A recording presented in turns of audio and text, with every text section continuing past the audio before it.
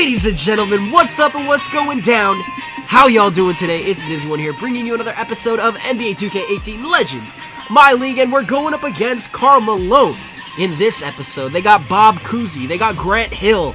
This team is stacked. They, of course, got Al Jefferson, and I'm forgetting one of their players, but that's okay. We got the big names out of the way, so let's see what we can do. Jordan starting it off hot with a three-pointer down the middle of the three-point line, top of the key, and Stephen Curry coming up with a steal. What can he do with the ball? Finding Wilt Chamberlain. Easy basket, easy points. Curry now getting a screen. As you can see, the chemistry is getting a little bit better.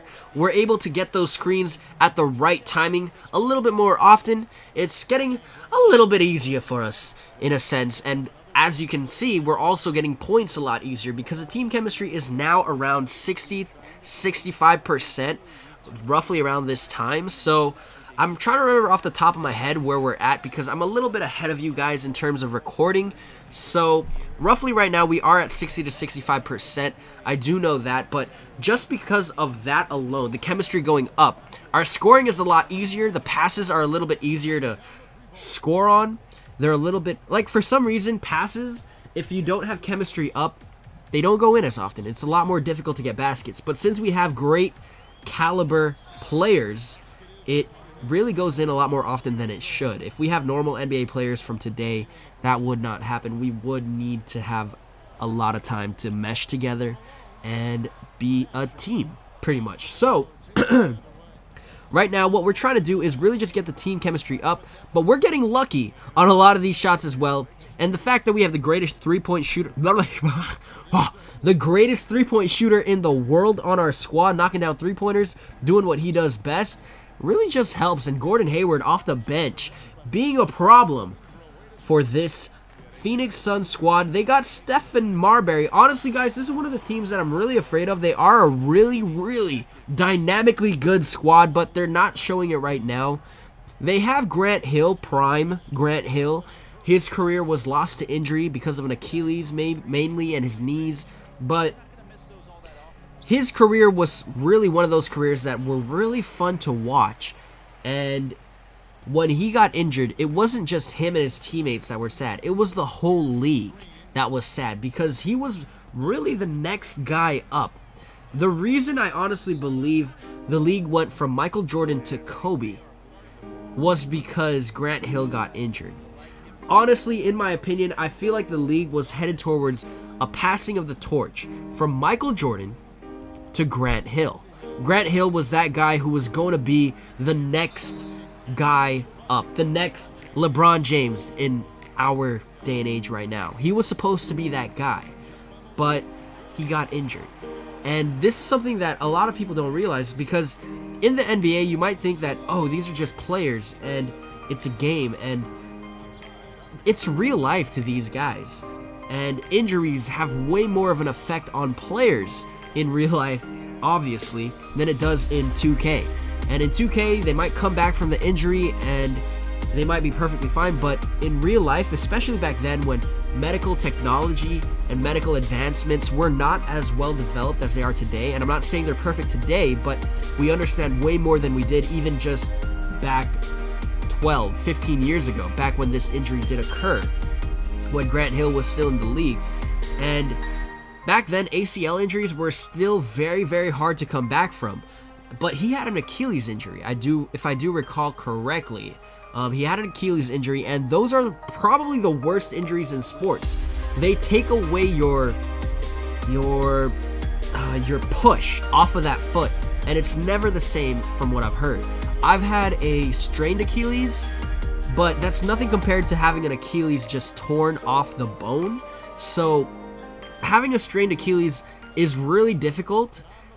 Speaking from experience, just from my own experience, it really hurts when you're trying to push off of that Achilles. You don't have any explosiveness. You're afraid of hurting it more. So I can only imagine how much more difficult it is to have a torn Achilles and coming back from it. The preparation, the recuperating, the recovery process. It must be really horrible because for me, myself, going through a strained Achilles was really tough because you don't feel like a sane person. It's kind of hard to even jog. It really does hurt you and hurt your mobility to a sense that you have to find other ways to do something on an NBA court or on a basketball court, in my sense. So it really took away his career. He was supposed to be the guy, but that injury really just hampered him and held him down. But to his credit, I know that sometimes he does say that he lives in the what if that injury never happened to him. But to his credit, he's made the most of what life has dealt him. He's become an analyst. He's become very prominent in today's NBA in shaping and molding players' careers with his words and as a mentor. So he's not salty, at least in a public sense. He's realized that, hey, injuries do happen. But honestly, in my opinion, he was supposed to be the guy. And there's a lot of stories like that in the NBA, but we never really take it into account. There's a lot of things in the NBA that happen, like injuries, that we really have to realize it's not a video game. To these guys, these are real people. And we have to understand that they can't just come back as soon as the injury is done. And we get mad that people get injured, especially like if you're a Brooklyn fan and you see that Jeremy Lin is injured a lot of the games last season and he only played in like 35, or was he injured 35 games, or did he only play 35 games? One of the two. But people get mad that you're not playing. And I've been mentioning Jeremy Lin a lot just because he's on the screen a lot. So there's players like Blake Griffin who's injured a lot, and there's players like Kevin Durant when he was injured and he had that foot problem, and Russell Westbrook when he had that knee injury. There are times when we get mad at them for not playing, for not wanting to play, but a lot of people do understand that injuries are a thing and they happen and you have to rest and recover and all that stuff. But there are also people out there who are like, well, just play. Just play.